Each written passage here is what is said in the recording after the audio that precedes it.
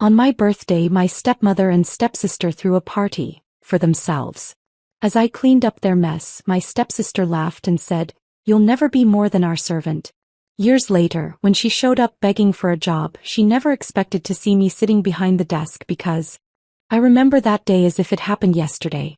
My birthday, supposedly a day to celebrate me, ended up being nothing more than an afterthought, a mere backdrop to the grandiose event that my stepmother and stepsister had orchestrated for themselves. The house was alive with chatter, laughter, and the clinking of glasses, but none of it was for me. I stood on the sidelines watching as they reveled in their own self-made world, while I was relegated to the role of the invisible servant. It wasn't just a party, it was a statement, a loud and cruel reminder of my place in their world. Thank you for joining us on this journey of growth and change. If you're inspired by these stories of overcoming challenges and embracing new beginnings, don't forget to hit subscribe. It's free and helps us create a space where we can share more powerful stories together. Let's get started. The decorations were extravagant, the kind of thing you'd see in a high-end magazine spread, but they felt hollow in my eyes. Every corner of the house was adorned with expensive flowers, luxurious balloons, and glimmering lights. My stepmother, flawless in her designer dress, floated from guest to guest, a beacon of charm and warmth. In contrast, I stood in the corner of the living room, gripping a plastic trash bag, picking up the remnants of the night. My presence was acknowledged by none, save for the occasional glance or whispered comment, but those were mere glances of dismissal, not recognition. I had learned long ago that my life wasn't meant to be celebrated, at least not by them. My stepmother and stepsister had made that clear from the start. I was a burden, a ghost in their world of glitz and glamour. They hadn't asked for me, and I was constantly reminded of my unwanted position in the family. They got everything: affection, attention, respect, while I received nothing more than a task list. I wasn't a daughter, I was a chore. Their priorities were clear. Their happiness came first, and I was nothing more than the tool they used to maintain it. As I swept up the remnants of food and drink from the floor, I heard the sounds of celebration echoing from the next room.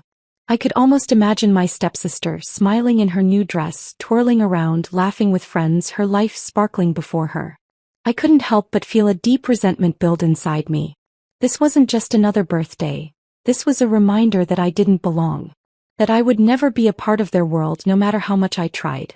I wiped a tear from my cheek, the frustration of it all threatening to consume me. The unfairness was overwhelming, but there was nothing I could do about it. Or so I thought. It wasn't until later that evening, when my stepsister made that comment, that I realized something had shifted within me. Something I couldn't ignore. It was subtle at first, like a whisper in the back of my mind, but it was growing louder with every passing moment. As I returned to the kitchen, I found my stepsister standing there, a glass of champagne in her hand. Her laughter, light and carefree, filled the space.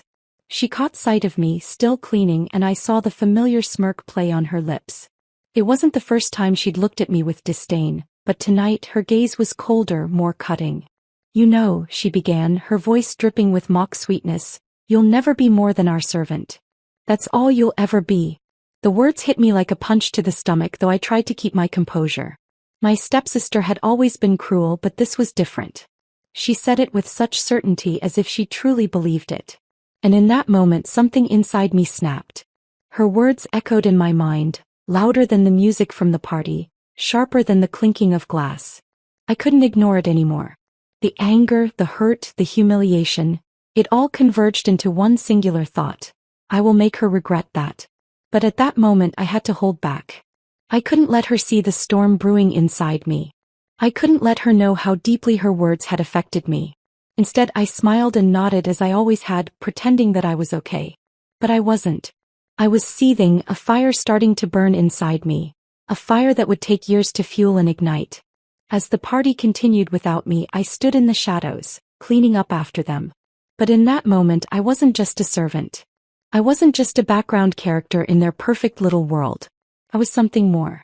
The desire for revenge, for justice, for a chance to flip the script, was born that night. And though I wasn't ready to act on it yet, I swore to myself that I would rise. I would rise far beyond the life they had expected for me, and when I did, I would make them regret underestimating me. For the next few years I focused all my energy on my education and career. I threw myself into my studies, determined to carve out a life for myself that had nothing to do with them. I didn't just want to escape, I wanted to thrive. I worked 2 jobs, studied late into the night, and slowly, one step at a time, I built the life I had always dreamed of. I wasn't just surviving anymore, I was building something. Something that would be mine and mine alone. In those years I learned many things. I learned how to make connections, how to speak with authority, how to navigate the world with the confidence that had always eluded me. I learned that success wasn't just about what you had, it was about who you became. And I became someone powerful, someone respected. But despite all my achievements, there was one thing that still gnawed at me: my stepfamily.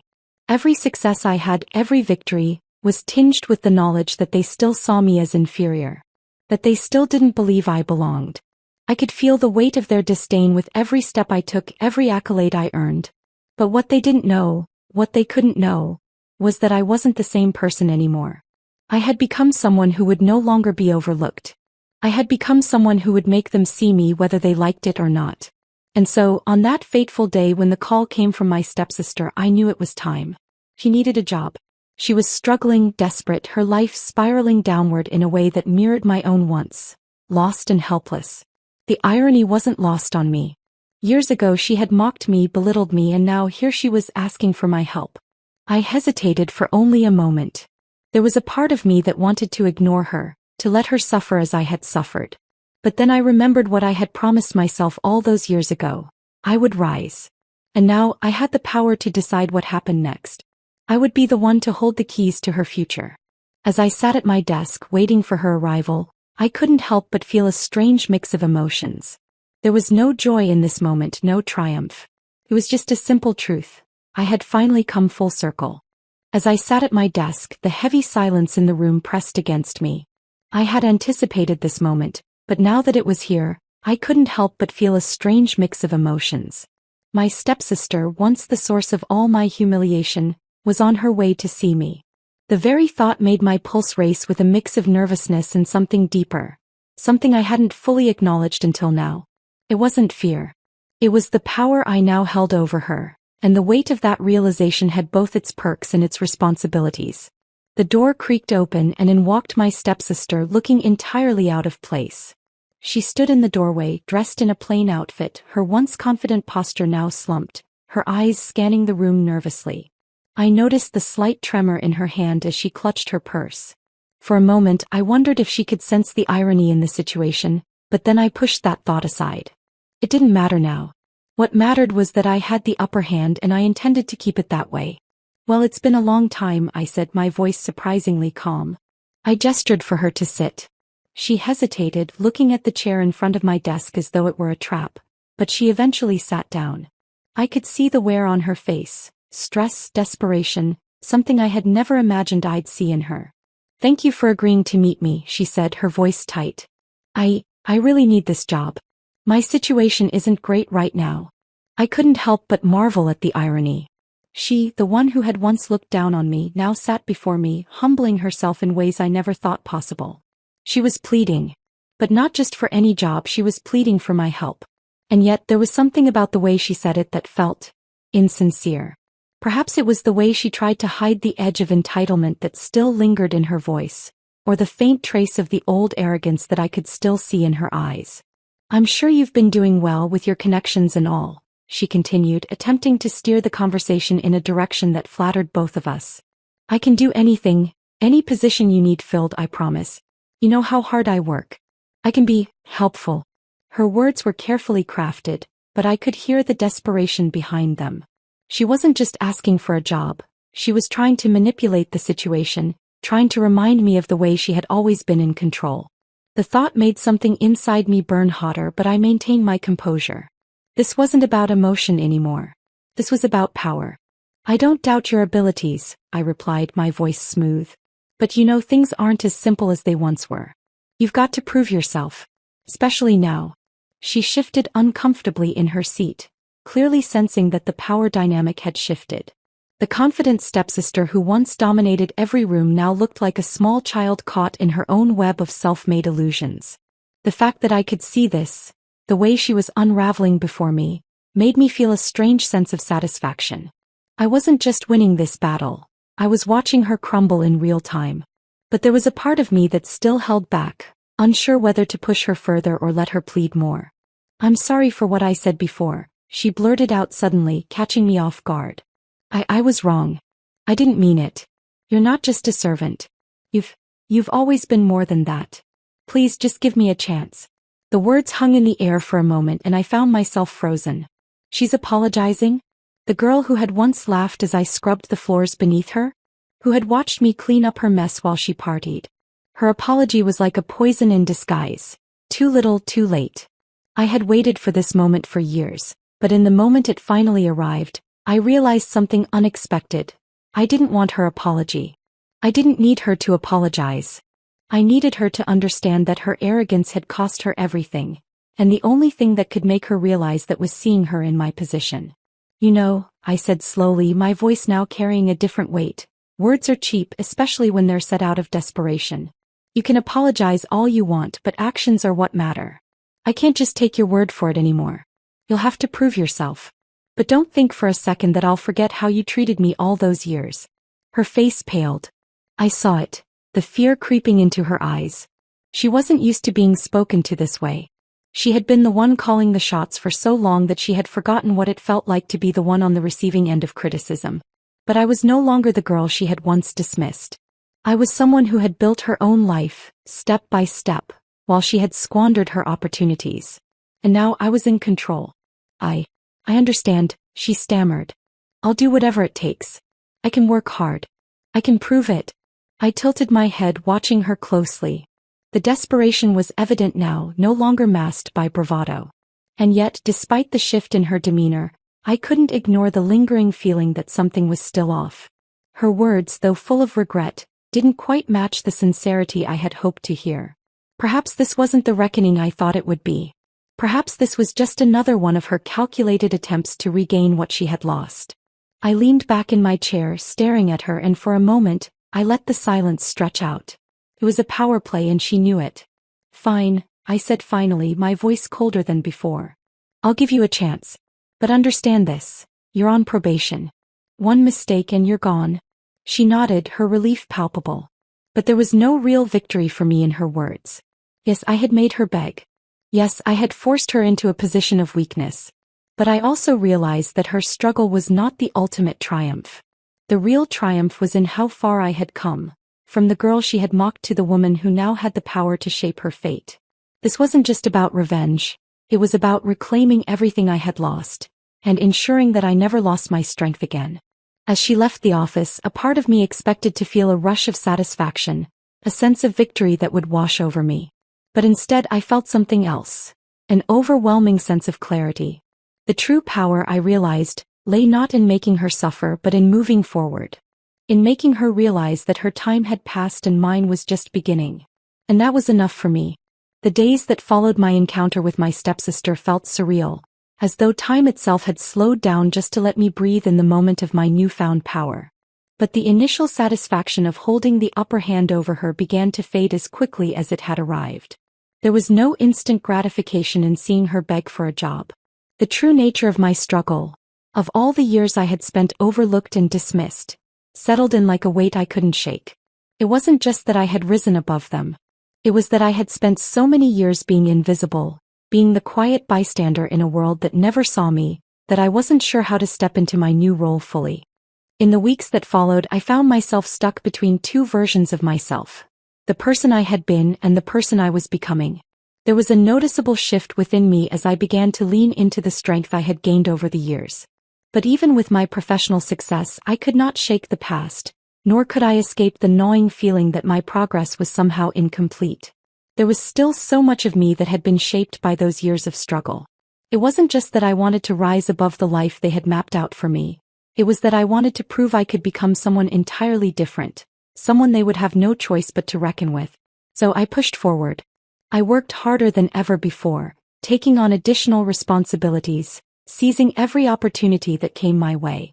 I spent countless nights studying, networking, and honing my skills, determined to make a name for myself in a world that had once excluded me. And slowly but surely I began to rise. The feeling of accomplishment was intoxicating, but even as I achieved success, there was a sense of loneliness that clung to me. The friends I made along the way, while kind and supportive, couldn't fill the void that had been carved by years of rejection and mistreatment. The hardest part wasn't the late nights or the sacrifices. It was the emotional scars that seemed to linger no matter how far I pushed them down. No matter how many accolades I received, no matter how many doors I opened, I could still hear the echoes of my stepsister's words from that night. "You'll never be more than our servant." It was a haunting phrase that I had buried deep within me, but it had never fully left.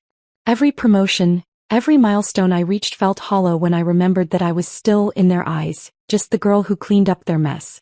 But I refused to let those voices define me. I worked harder, climbed higher, and ultimately landed a job that not only offered financial security but gave me a sense of autonomy I had never known. I was no longer a servant. I was a professional. And yet, as my career blossomed, I realized something profound. The more I succeeded, the more I felt disconnected from the life I had left behind.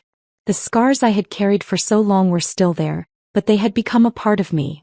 A part of my drive, my resilience, my identity. It wasn't just about proving them wrong anymore. It was about proving to myself that I was worthy of the life I had built. One morning as I sat in my office, I glanced out the window and thought about the girl I had once been. The girl who had scrubbed floors, cooked meals, and done everything to make them happy, yet was never acknowledged in return. I thought about the years I had spent dreaming of a different life, wondering if I would ever escape the prison of their expectations. But as I reflected on my journey, I couldn't help but smile. I had made it. I had succeeded beyond anything I had ever imagined. I was no longer a bystander in my own life. I had become the architect of my own destiny. But then, just as the sense of accomplishment was beginning to settle in, the phone rang. My stepsister's name appeared on the screen. I stared at it for a long moment, the blood in my veins growing cold. I hadn't heard from her in years. Not since that day she had asked for a job. What could she possibly want now? My heart raced with a mixture of curiosity and dread, but I answered the call anyway. "Hello," I said, my voice steady though my pulse was erratic. "Hi, it's me," she said, her voice strained. I don't know if you remember, but we used to be close and I need your help." For a moment I couldn't speak. The nerve of her. After all these years, after everything she had put me through, she was calling me for help? The girl who had called me nothing more than a servant? The girl who had dismissed me without a second thought? It was infuriating. But I kept my composure, my mind racing. "What kind of help?" I asked, trying to sound casual, though my thoughts were a whirlwind of confusion and frustration. I've gotten myself into some trouble," she continued, her voice barely above a whisper. I don't know what to do. I've been looking for a way out and I thought maybe you could help me. Please, I'm desperate."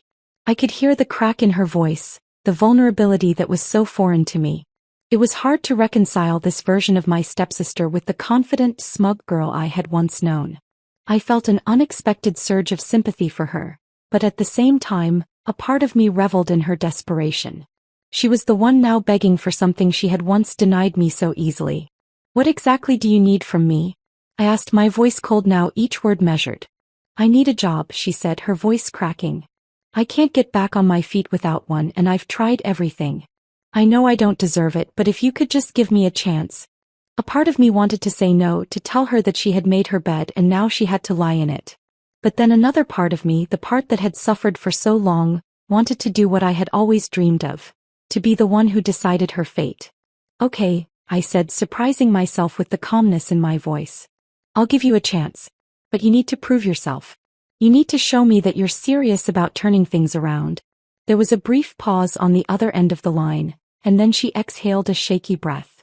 "Thank you. You don't know how much this means to me." I hung up the phone and sat back in my chair, reflecting on the choice I had just made. I had granted her a chance, but I knew deep down that this wasn't about mercy. This was about control. I was the one in charge now, and I was going to make sure she understood that.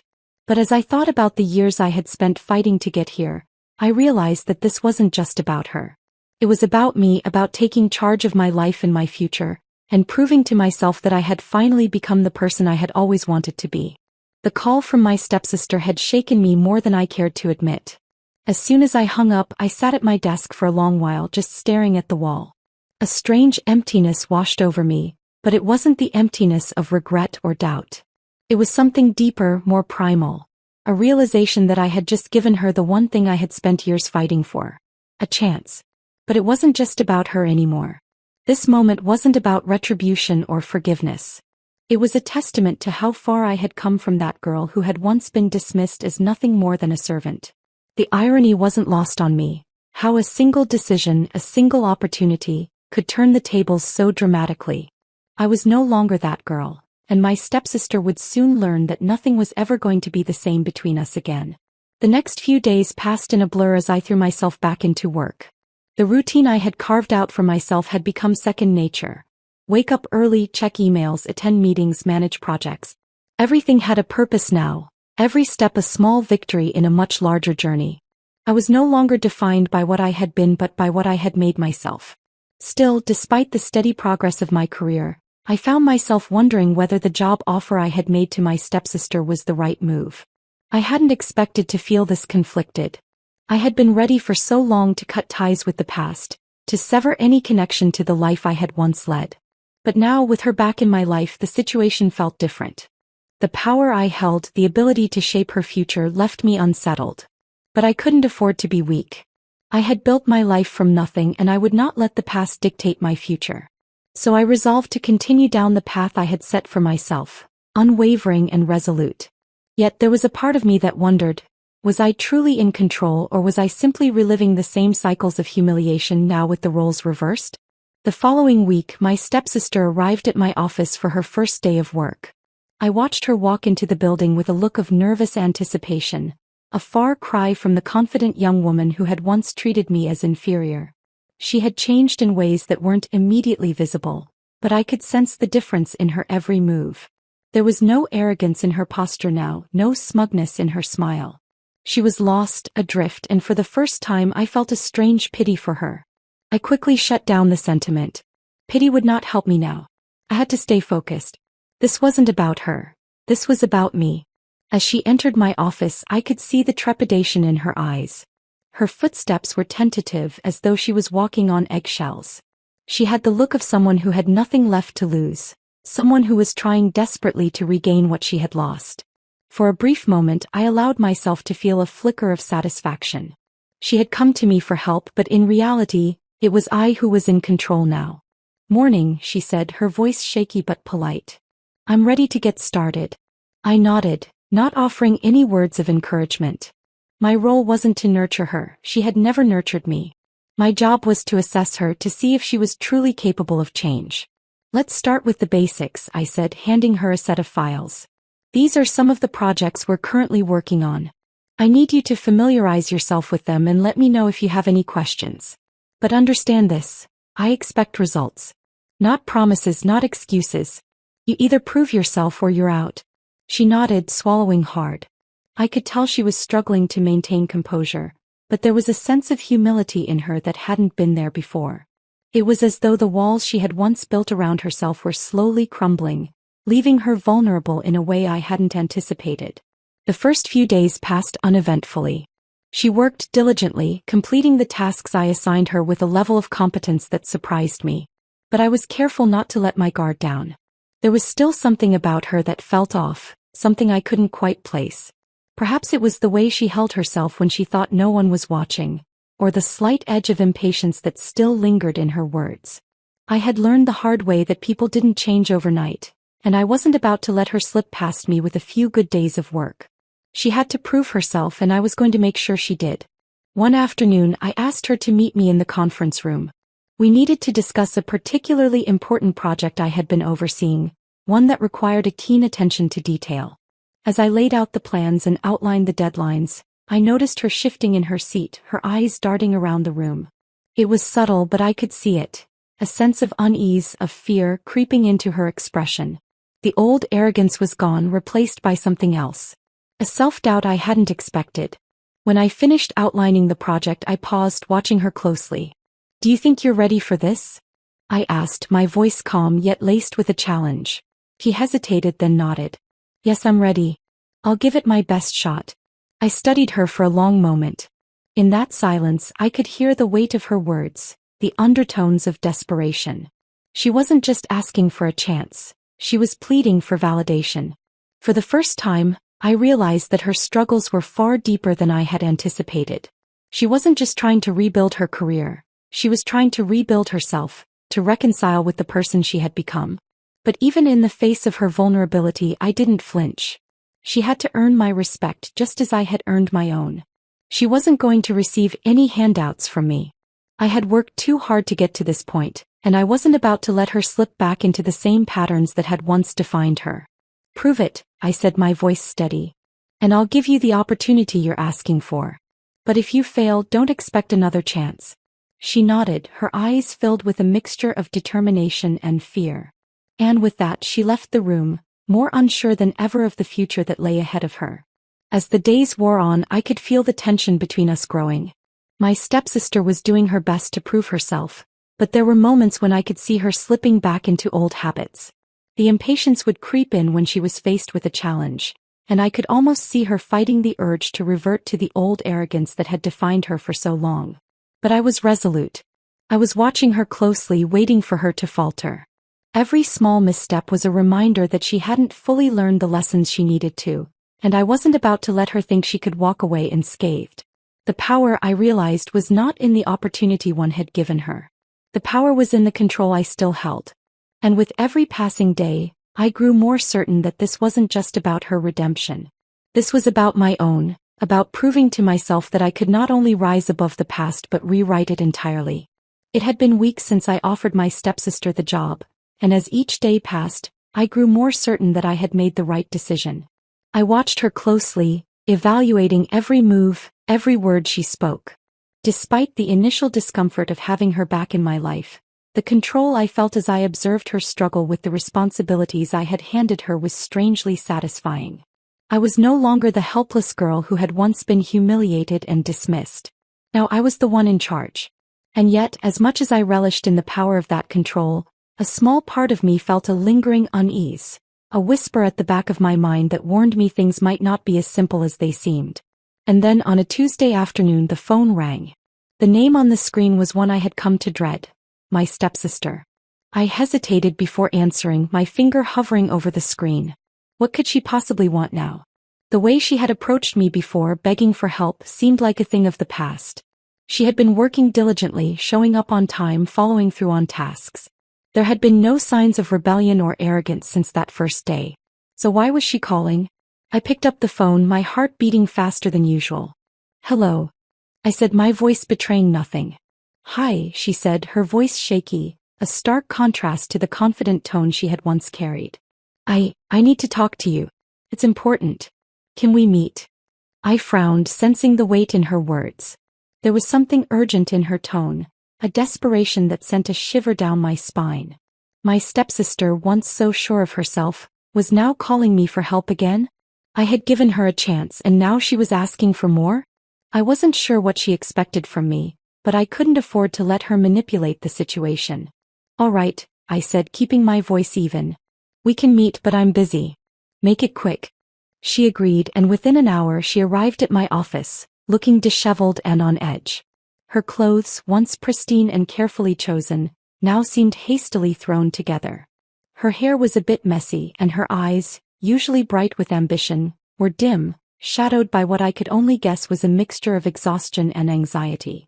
There was no mistaking it, she was no longer the same confident girl who had laughed at my struggles. Something had changed, something I had not anticipated. "Is everything okay?" I asked, trying to gauge the situation. But before she could answer, her lips trembled, and she took a deep breath as though summoning the courage to speak.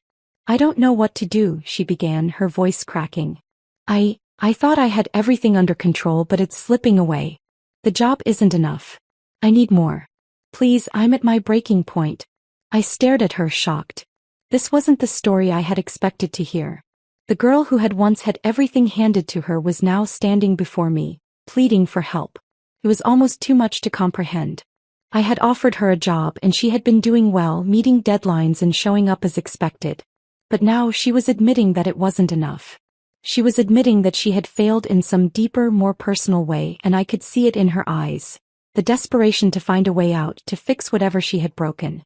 "What do you mean it's slipping away?" I asked, trying to keep my voice steady. "You've been doing fine here. You've been keeping up with your work. She wiped away a tear that had started to fall, and I could see the weight of something larger pressing down on her. It's not the job, she admitted. It's everything else. My life is falling apart. I've lost control of everything. I'm in debt. I'm barely keeping it together. I don't know how to fix this. The words hit me harder than I expected. Debt. Her life falling apart. The same girl who had once sneered at the idea of ever needing help was now admitting she had no idea how to climb out of the hole she had dug herself into. I could feel a strange mix of emotions swelling inside me. Anger, satisfaction, pity. But most of all, I felt something I hadn't expected. Sympathy. She had built her life on the belief that she was superior, that she could take whatever she wanted without consequence. But now, as she sat before me, it was clear that the weight of her own decisions had finally caught up with her. She wasn't just a victim of circumstance, she was a victim of her own hubris. But the question remained, did I have the power to let go of the past and help her, or would I let her drown in the mess she had created? I don't know how to fix this, she whispered, breaking the silence. I need help. I need a way out. I don't want to lose everything, but I don't know what to do anymore. I could see the vulnerability in her face now, the cracks in the armor that she had spent so many years building. The same armor that had shielded her from the truth of her own flaws. But now there was nothing left to hide behind. I was the one who had the power to either push her further into her downward spiral or offer her a lifeline. And in that moment I realized something crucial. I wasn't just the person who could offer help. I was also the one who could demand repayment for the years of cruelty, for the years of her treating me as less than human. She had come to me, and now she would learn that every action had a consequence. I leaned back in my chair, my eyes never leaving hers. You've put yourself in this position, I said coldly, though my heart was heavy with the weight of the decision I was about to make. You've made choices and now you have to live with them. But I'm not going to let you drag me into your mess. She flinched, the words stinging more than I intended. But it was the truth. She had made her own bed, and it was time for her to lie in it. I wasn't going to play the role of the benevolent savior, rescuing her from her own mistakes. But even as I spoke those words, I could see the hurt in her eyes. I could see the desperate, broken person who was finally facing the consequences of her actions. But, I continued, my voice softening just slightly, I'll give you one more chance. But you need to prove that you're willing to change. I'm not going to help you unless I see real effort. This job isn't just a lifeline, it's a chance to rebuild. But if you waste it, you won't get another. She nodded, a silent tear falling down her cheek as she absorbed my words. And though I knew she didn't fully understand the weight of the ultimatum I had just given her, I also knew that this was the point of no return. She had crossed a line, and now the stakes were higher than ever. The game was no longer just about her redemption. It was about how far she was willing to go to prove she deserved to stand beside me. As she left the office, I sat there, the room still heavy with the tension of our conversation. I had given her a chance, but I knew that the real test was just beginning. Would she rise to the occasion, or would she collapse under the weight of her own failures? Either way, I was no longer the girl who had once been invisible. I was the one who held the power, and I was going to make sure she knew it. The days following my stepsister's admission of desperation felt like a test of sorts. There was an underlying tension in the air every time we passed each other in the office. It was as though we were both walking a tightrope, she trying to prove she was worth the second chance, and I holding the balance of power, uncertain whether to extend my trust or withhold it completely. I knew that I couldn't afford to let emotions cloud my judgment, but as time passed, I found myself wondering how far I could push her before she broke. It wasn't about vengeance anymore. It was about proving that I wasn't the same person I had been, and she wasn't the same person she used to be either. One morning, as I sat behind my desk reviewing some reports, I heard the soft knock on my office door. Without looking up, I gestured for her to come in. She hesitated for just a moment, then stepped in, her posture stiff but determined. She had been doing well the past few days, completing tasks without complaint, asking the right questions and generally keeping her head down.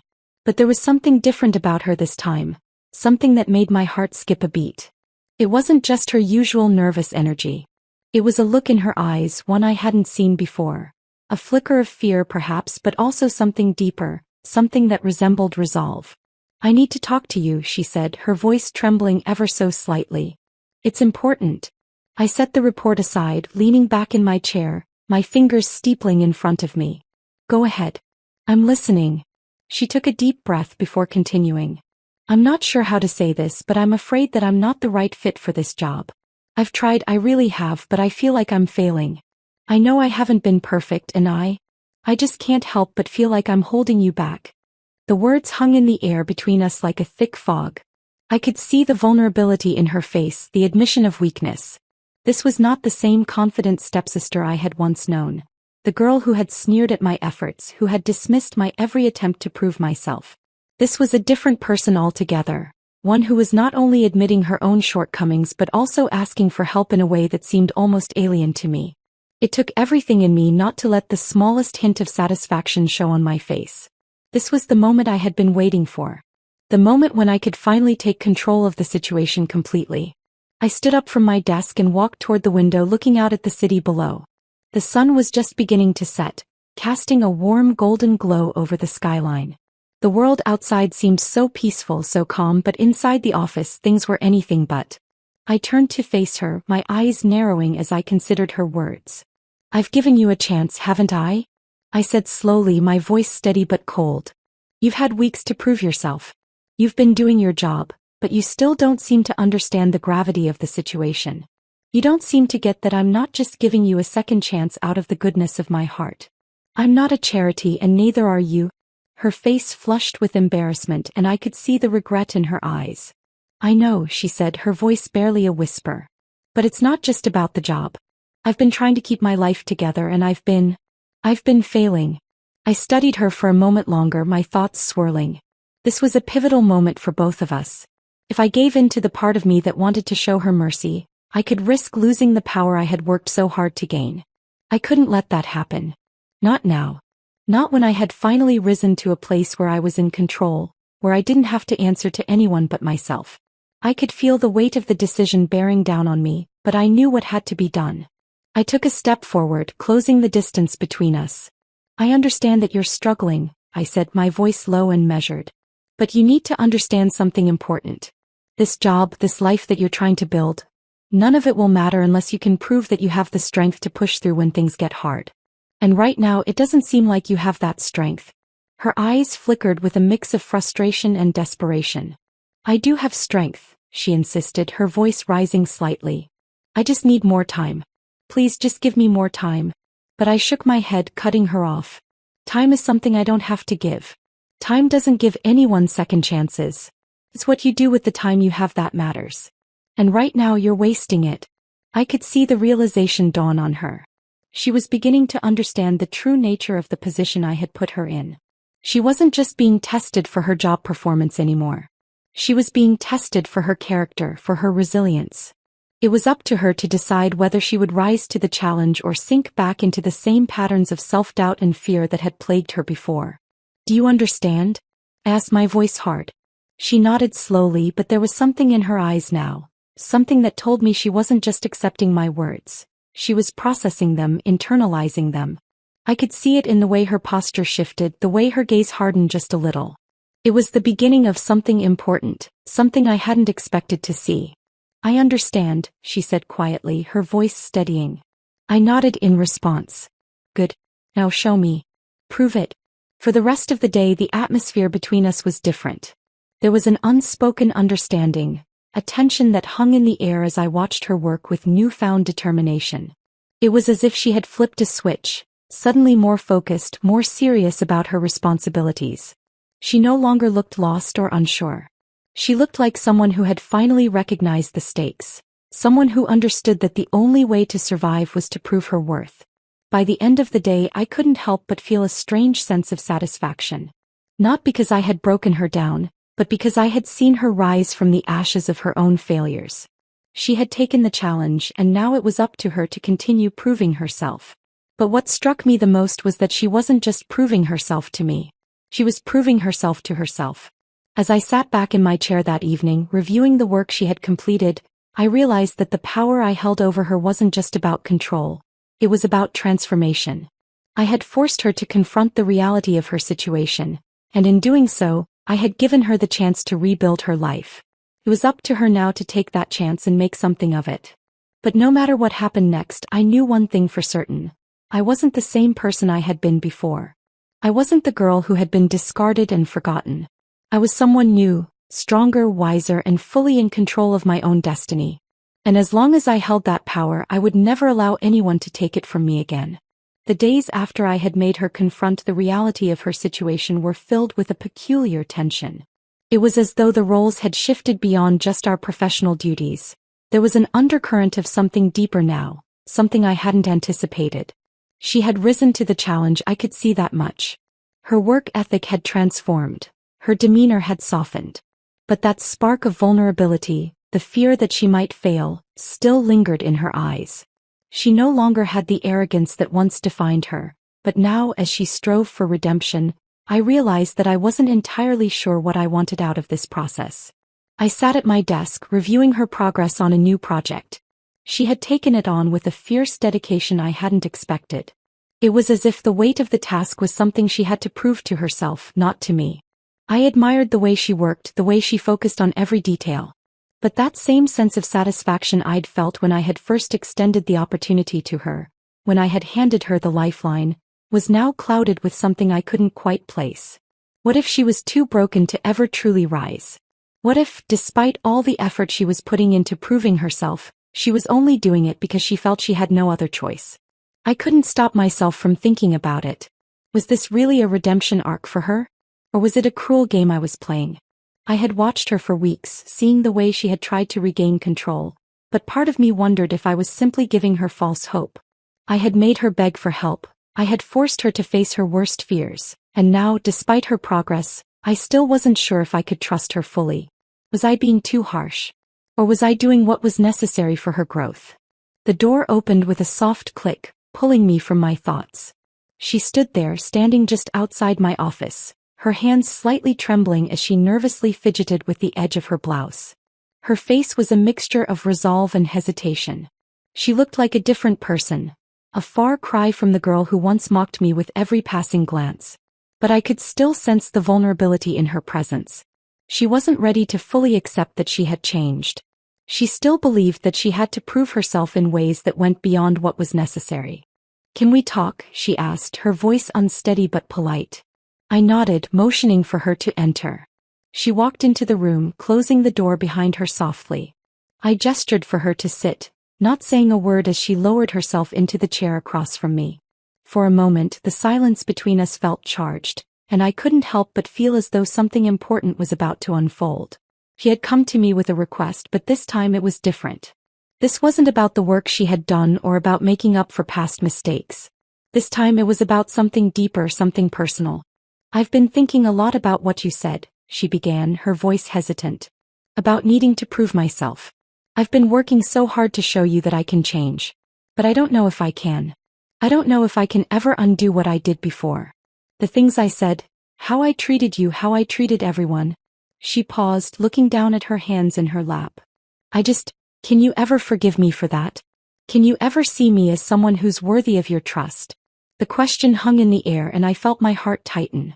For all her bravado, for all her earlier arrogance, here she was, vulnerable and unsure, asking for forgiveness in a way that completely shifted the dynamic between us.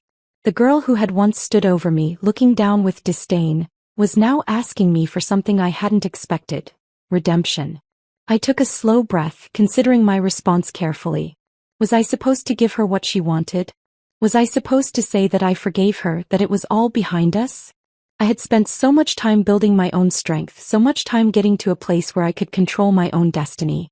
Was I ready to relinquish that control and offer her the grace she was asking for? Could I truly forgive her, knowing how much her past actions had shaped who I had become? "You've worked hard," I said slowly, my voice steady. "And I've seen the effort you've put into proving yourself. But forgiveness isn't just something you get automatically just because you ask for it. Something that takes time. It's something that has to be earned, and right now you're still in the process of earning it." Her shoulders slumped slightly, but she nodded, acknowledging the truth in my words. "I understand," she said softly. "I just wanted to know if there's a chance, if there's any way for us to move forward." The weight of her question settled heavily on me. I had been giving her the space to prove herself, but I had never fully confronted what I was really asking of her. Was I willing to trust her again? Or had the damage been done, permanently altering the way I saw her? She had come to me seeking absolution, but was I ready to offer it, knowing the complexities of our past? I realized in that moment that the choice I made now would shape everything. If I chose to forgive her, to move forward with her as a trusted colleague, I would be letting go of the bitterness that had defined our relationship for so long. But if I didn't, I would be holding on to the past, keeping her at arm's length, never allowing either of us to fully heal. I took a deep breath, looking at her with a mixture of empathy and resolve.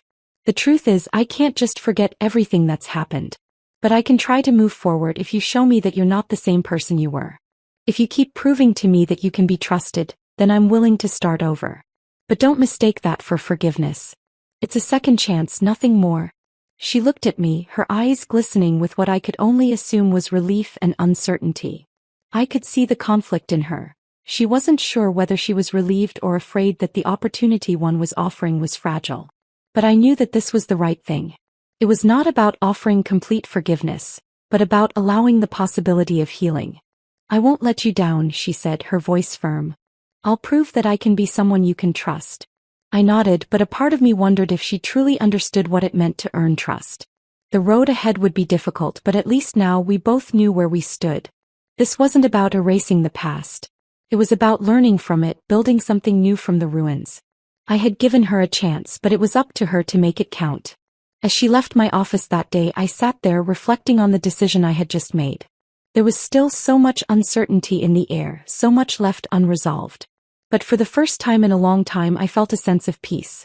The power had shifted not just in my office but in my heart. I wasn't the same person I had been before, bitter, resentful, holding on to the past. I was learning to move forward, to open the door to possibilities I hadn't considered before. But as I sat there, I knew one thing for certain. This was just the beginning. As the days passed after my conversation with my stepsister, I couldn't shake the weight of the decision I had made. Offering her a chance to prove herself wasn't an easy choice, nor was it one I made lightly. It was a gamble. Would she truly change, or was this just another attempt to manipulate the situation to regain the upper hand? I had no way of knowing. What I did know was that the past, however painful, couldn't be erased. And as much as I wanted to move on from it, it seemed to have a way of creeping back into every decision I made. I spent my nights tossing and turning, wrestling with my thoughts. A part of me wanted to be kind, to forgive her and let her start fresh. After all, she was family, my stepfamily, yes, but family nonetheless. I had been in her shoes once, lost and looking for redemption, and the idea of holding a grudge forever seemed as exhausting as it was pointless. Yet another part of me was reluctant to let go of the power I had gained, the sense of control that had come with putting her in her place. If I let her back in, if I showed too much compassion, would I be losing everything I had worked for? Could I really afford to offer her redemption when she had been so cruel to me for so long? The internal battle continued, but as time went on, the tension between us grew. She worked harder, showed up earlier, and stayed later, making an effort that was undeniable. But there were still moments, fleeting seconds, when her old self resurfaced, when the arrogance flickered in her eyes, when she grew impatient with a colleague or dismissed an idea with the same careless disregard she had once shown me. Those moments unsettled me. Were they a sign that she hadn't really changed? Or were they simply echoes of a past she was struggling to escape? I tried to keep my distance, to remain the professional observer I needed to be. But something about watching her struggle, something about seeing her wrestle with her own demons, made me wonder. Was it fair for me to hold on to the past so tightly when she was clearly trying to break free from it? Wasn't I, in a way, doing the same thing by holding her to standards that didn't allow for growth? Could I be so blinded by my need for justice that I was missing the possibility of her redemption? The weight of these questions hung over me like a storm cloud. Every day I watched her with a critical eye, measuring her every move. And yet I couldn't ignore the small victories she was achieving. She had earned the respect of the team, and slowly her confidence seemed to return, though it was tempered by humility. She was no longer the brash, entitled girl who had once mocked me. She was someone who had learned to navigate the world with grace, someone who understood the value of hard work and humility. One morning, as I sat at my desk reviewing emails and preparing for a meeting, my stepsister entered the office, holding a file in her hands. Her face was serious, her eyes a little too focused, as though there was something she needed to say but hadn't yet found the right words. "I need to talk to you," she said, her voice steady but carrying an underlying tension. She placed the file down on my desk and sat across from me, her hands folded tightly in her lap. I looked at her, trying to read her expression. "What's going on?" "I've been thinking about our conversation," she began, and I could sense the hesitation in her voice. "About the second chance you gave me. And I've been working hard trying to prove to you that I'm not the same person I was. But I'm not sure it's enough. I feel like I need to make things right between us. Not just professionally but personally." I blinked, unsure of what she was getting at. "What do you mean by make things right?" I asked, my tone guarded. She hesitated again, her gaze dropping to her hands before meeting my eyes once more. "I want to apologize," she said, her voice softer now. "For everything. For the way I treated you, for everything I said. I was cruel and I'm sorry. I've realized that what I did wasn't just hurtful. It was wrong. And I don't expect you to forgive me. I just wanted you to know that I'm sorry and that I'm trying to do better." The sincerity in her voice took me by surprise. I had heard apologies from her before, but they had always felt empty, like words meant to placate, not truly change. But this was different. She wasn't just apologizing for the sake of doing so. She was acknowledging the depth of the harm she had caused, and that in itself was a significant step. I leaned back in my chair, taking a moment to absorb what she had said. The old part of me, the part that had been wronged for so long, wanted to reject her apology outright, to remind her of all the pain she had caused. But the other part of me, the part that had fought so hard to get here, to become someone who could look at her with clarity instead of resentment, saw something different in her now. I saw a person who had grown, who was facing her own demons and doing the hard work of change. I saw a person who, for the first time, was trying to make amends. "I don't know if I can forgive you," I said slowly, my voice softer than I intended. "But I appreciate that you're taking responsibility for your actions. That means more than you might think." She nodded, a faint smile touching her lips. "I understand. I don't expect anything from you. I just needed you to know that I'm not the same person anymore. I'm not asking for your forgiveness, but I'm asking for a chance to prove that I'm worthy of it. Worthy of your trust." I looked at her, and for the first time, I saw her not as the stepsister who had once treated me like dirt, but as someone who had fought to rise above her past. The question that had lingered in my mind for so long, whether to offer her redemption or continue holding on to the power I had gained, felt less pressing now. In that moment, I realized that redemption wasn't something I could give her. It was something she had to earn, and she was already on the path to earning it, one step at a time. "I can't promise you that everything will be easy," I said, my voice steady but firm. "But I can promise that if you keep showing me that you're committed to changing, then I'll keep giving you the chance to prove it." She smiled then, a genuine smile that reached her eyes. It was a small victory for both of us, a sign that the walls between us were slowly starting to crumble. As she left my office, I sat there for a long time, reflecting on everything that had led to this moment. The choice to forgive, the choice to trust. Those were not easy decisions. But in that moment, I realized that the true power didn't lie in holding on to past wrongs. The true power was in moving forward together and allowing ourselves to heal. And as much as I had once yearned for revenge, I now saw that redemption for both of us was the real victory. The following weeks unfolded with an unexpected ease, and though I had told myself I would remain cautious, I couldn't ignore the subtle changes I saw in her. My stepsister, the girl who had once been a figure of arrogance and disdain, was transforming before my eyes. It wasn't just the work she was doing, though she had exceeded all expectations. It wasn't just the fact that she was doing it all with a sincerity I hadn't known she possessed. It was something deeper, something I couldn't put my finger on. Every time she came into my office, she seemed a little more comfortable in her own skin. Her posture was less stiff, her voice more confident, though still tempered with a quiet humility.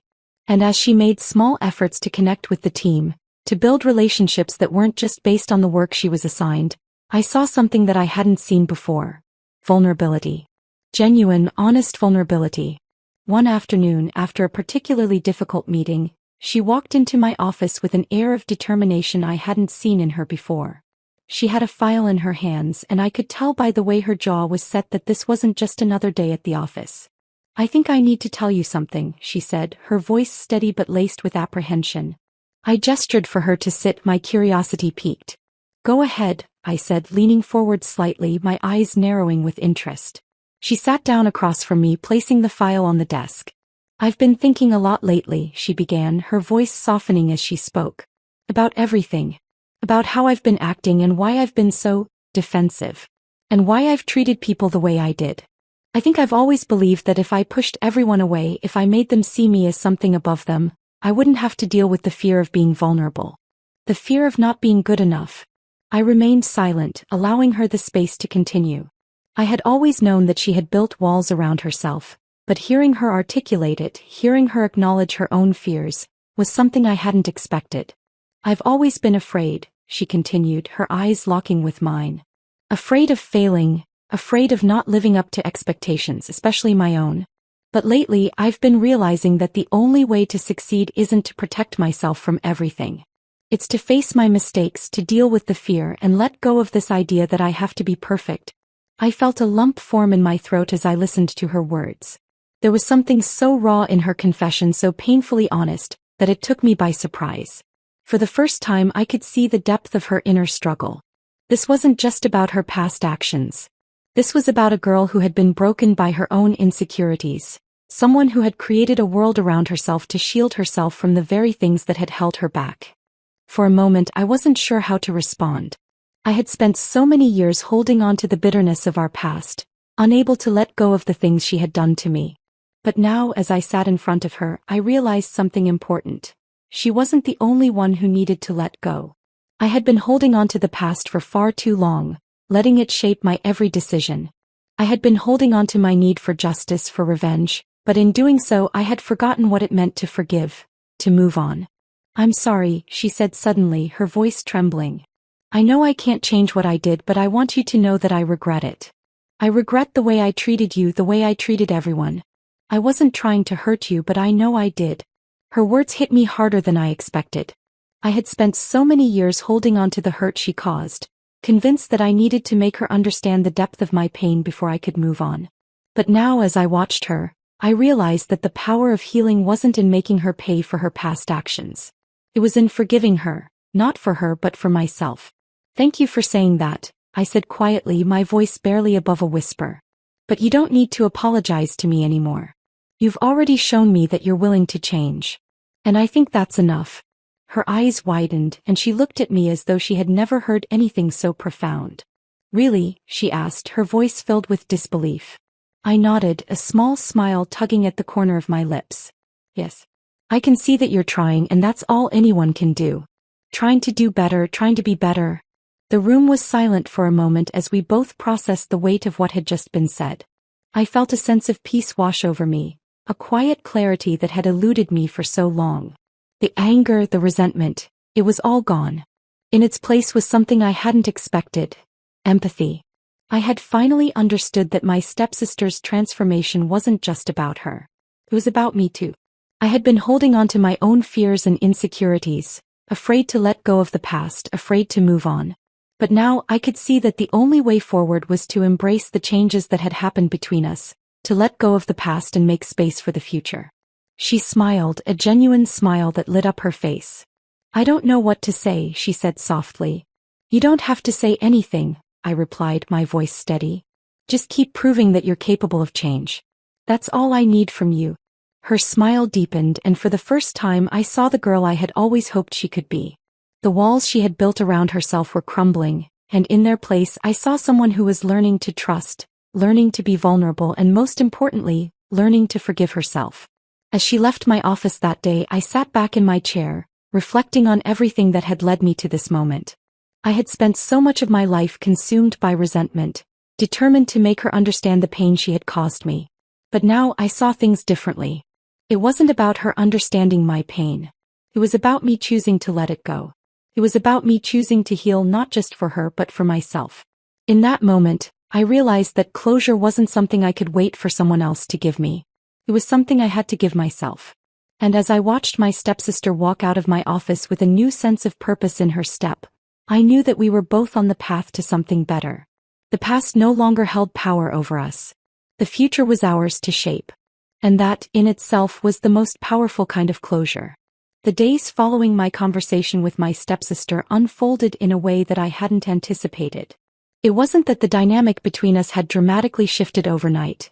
It was more that the pieces we had both been working so hard to place began to align in a way that felt organic, almost inevitable. There was a sense of calm that had settled into the office. Gone was the tension that had hung in the air, replaced by a quiet understanding that neither of us had fully expected. I found myself reflecting on everything that had led me to this point. How my life had been shaped by my stepfamily's cruelty, how I had fought tooth and nail to rise above the role they had cast me in. The years of resentment, of building walls around my heart, had always been my way of protecting myself. But as I looked at the person my stepsister was becoming, as I saw the genuine effort she was putting into changing, I realized something profound. The walls I had built weren't just separating me from her. They were keeping me trapped in the past. Every time I walked through the office now, I saw something different in her. It was subtle, but it was there. Her interactions with the team were becoming less guarded, more open. She no longer held herself with the same defensive posture, as though expecting to be attacked at every turn. There was a softness to her now, a humility that had replaced the arrogance that had once defined her. She had become a person who was no longer afraid to show vulnerability, to admit that she didn't have all the answers, to ask for help when she needed it. And in that, I saw myself. A person who had spent so much of her life afraid to show weakness, afraid to be anything less than perfect.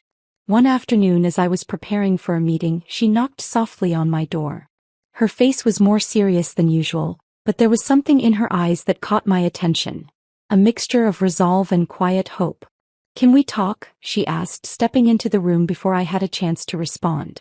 I motioned to the chair across from me. "Of course. What's on your mind?" She sat down, her hands clasped together nervously in her lap. There was a silence between us, one that seemed to stretch longer than either of us expected. She looked at me, and for the first time I saw her hesitate, unsure of how to proceed. "I've been thinking about what you said to me," she began, her voice a little shaky but firm nonetheless. "About proving myself. About moving forward. And I've realized something." He paused, taking a deep breath. "I've spent my whole life trying to be perfect. Trying to be someone I'm not. And I think that's what's been holding me back. I've been so focused on trying to earn your forgiveness, your approval, that I've lost sight of what really matters." I didn't interrupt her. Instead, I simply waited for her to continue, the weight of her words settling over me. "I've been running from the past for so long," she said softly. "But I can't keep running anymore. I can't keep pretending that I'm the person I was. I've hurt people, including you, and I need to face that. I need to own it. And I want to prove to you, not just through my actions, but by showing you who I really am, that I can be someone worthy of your trust." I could hear the sincerity in her voice, and it took me by surprise. For so long, I had held on to the idea of revenge, of making her feel the weight of her actions. But as I looked at her, I realized that the revenge I had longed for wasn't going to heal me, it wasn't going to bring me peace. What I needed was closure. And that closure wasn't going to come from holding her accountable for every mistake she had made. It was going to come from letting go. "Thank you for saying that," I said quietly. "For the first time, I can see that you're not just trying to make up for the past. You're trying to be someone different. And that's all I can ask for." Her eyes softened, and I saw the relief in her expression. It was as though a weight had been lifted from her shoulders, one she hadn't realized she was carrying until now. "I don't expect everything to be fixed overnight," she said. "But I hope one day you'll be able to look at me and see someone who's trying. Someone who's not the same person who hurt you before." I nodded, understanding the depth of what she was asking. I had spent so much time holding on to the past, holding on to my anger and resentment, that I hadn't realized how much it had been holding me back. It wasn't just about forgiving her, it was about forgiving myself. I had been so focused on the idea of making her pay for what she had done that I hadn't given myself the freedom to move forward. "I'm not saying that everything's forgotten," I replied, my voice steady. "But I'm willing to move forward. I'm willing to let go of the past. And I think that's enough." A sense of quiet understanding passed between us, and in that moment I realized something truly profound. Forgiveness wasn't just about offering absolution to someone else. It was about freeing yourself from the grip of bitterness and regret. It wasn't about erasing the pain of the past. It was about choosing to live without it. She smiled, and for the first time in a long while, it was a smile that felt genuine. It wasn't the smile of someone trying to manipulate or prove themselves. It was the smile of someone who had accepted their flaws, their mistakes, and who was ready to move forward with a clear heart. "I won't let you down," she said softly, her voice filled with a new sense of determination. "I know you won't," I replied, a warmth spreading through me. As she left my office, I sat back in my chair, reflecting on the journey we had both taken to get to this point. For so long, I had clung to the idea of revenge, convinced that it was the only way to make her understand the pain she had caused. But now I saw that the only way forward was through healing, through letting go of the past. And in that moment I realized that I wasn't just forgiving her, I was setting myself free. The future no longer seemed so uncertain. The power that had once felt so fragile, so tenuous, was now mine to shape, not through anger or resentment, but through growth and understanding. And in that I found peace. Not just for her but for myself.